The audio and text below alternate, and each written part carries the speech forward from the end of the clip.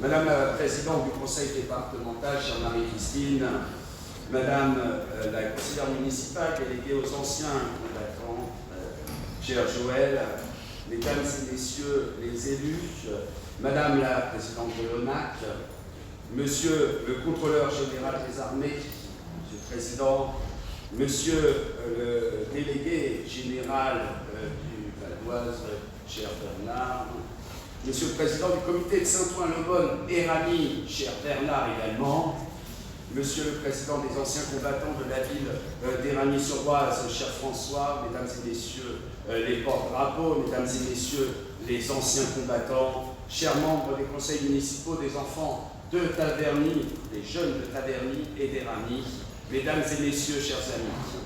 C'est un immense plaisir pour moi d'accueillir ce matin votre congrès annuel ici à Éragny-sur-Oise. Après avoir reçu dans ces mêmes lieux en 2017 le 66e congrès des anciens combattants du Val-d'Oise. Beaucoup le savent déjà, je suis très attaché au nécessaire devoir de mémoire, aux manifestations commémoratives qui y contribuent le plus largement et aux événements comme celui qui nous rassemble ce matin. Je suis attaché et je suis fier aussi que le travail entrepris en ce sens à Éragny-sur-Oise soit reconnu et apprécié de nos anciens comme de nos plus jeunes. Ce lien intergénérationnel indispensable nous permet de passer le relais, de sensibiliser, d'informer, de raconter, de transmettre. Fin mai 2016, j'avais souhaité ajouter aux commémorations traditionnelles le centenaire de la bataille de Verdun, qui, comme celle de la Somme, a alourdi le bilan déjà terrible d'une grande guerre aussi dévastatrice que traumatisante pour plusieurs générations. L'an dernier, Éragny-sur-Oise a proposé un programme spécifique, particulièrement dense et émouvant, pour le centenaire de l'armistice du 11 novembre 1918.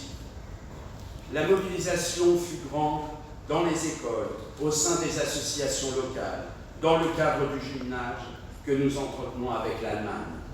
Ces temps sont à chaque fois un grand honneur pour moi, car ils permettent de rendre hommage aux femmes et aux hommes tombés pour notre pays, tombés pour rétablir la liberté, tombés pour des idées de justice et d'égalité fortes. Par les temps qui courent et l'actualité récente, elles peuvent paraître à certains bien lointaines. C'est aussi une chance que de vous avoir devant moi ce matin. J'en ai conscience. Certains d'entre vous ont connu les terres de combat, mais ils en sont revenus, parfois au prix de profonds stigmates, mais avec une autre philosophie de vie, celle qui doit nous servir tous. Les actions de solidarité nombreuses, portées ou soutenues par les différentes associations, l'illustrent parfaitement. Le devoir de mémoire est nécessaire, indispensable, incontournable. Il a de nombreuses vertus. Il permet notamment une meilleure appréciation des choix que nous avons à faire pour garantir un futur serein et apaisé à tous. À ce titre, ici, dans notre ville, dès 2014, avec l'école, mais aussi sur le temps périscolaire, nous avons associé les enfants au temps des commémorations. Je veux profiter de cette cérémonie pour saluer, comme vous l'avez fait, Bernard, la mémoire de M. Denis Bossan, infatigable bénévole, passionné et investi pour Éragny et les Éragnois, président émérite de l'Association des anciens combattants de la ville jusqu'en 2017. Il avait succédé à un autre personnage emblématique d'Éragny, Julien Engeler. Ils ne sont plus là. Ce moment est un peu le leur. Il l'aurait pleinement apprécié. Et puis, c'est aussi celui de Francisco Baggio, notre président des anciens combattants. Il a repris le flambeau il y a 2 ans et demi. Je le remercie pour toutes les missions qu'il conduit au bénéfice des Éragniens, notamment de toutes celles et ceux attachés à ces moments solennels si précieux.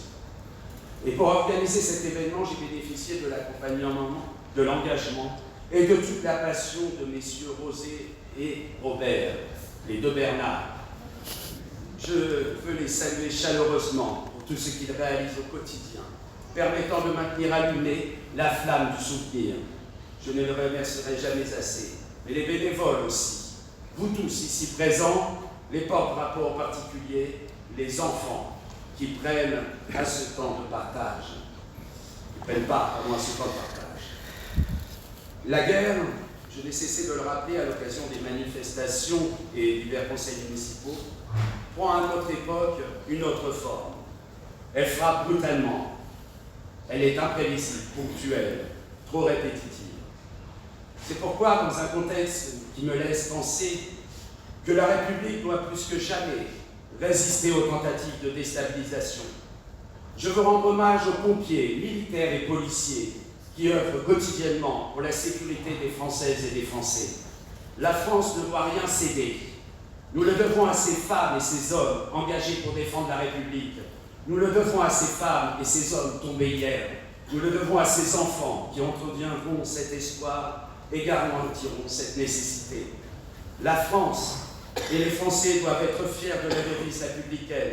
Ils doivent être les défenseurs de valeurs où les droits sont indissociables des devoirs. Ils doivent être inflexibles sur la laïcité.